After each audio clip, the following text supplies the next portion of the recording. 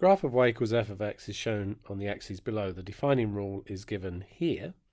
A, B, C and D are positive constants.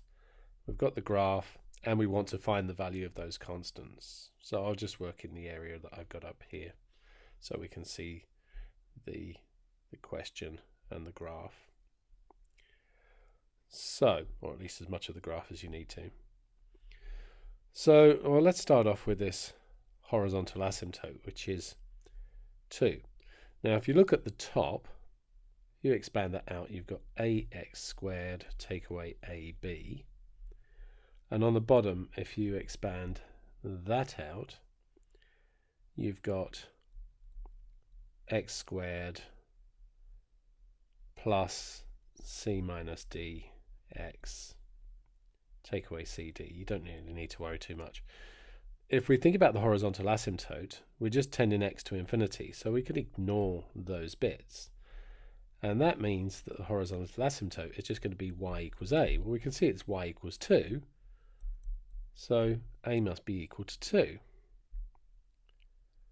So that's done. So now let's think about x squared minus b. So we can see that we've got x-intercepts at 2 and negative 2. So if that was x squared minus 4, it would factorize into x minus 2, x plus 2. And for us to be on the x-axis, y is 0. That means the top has to be 0. And that would give us 2 and negative 2. So that tells me that b is equal to 4. Now,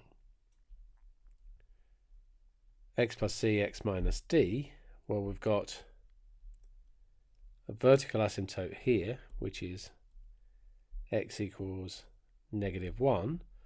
That tells me that c equals 1. And then we've got a vertical asymptote here, which is x equals 3, and that tells me that d equals 3.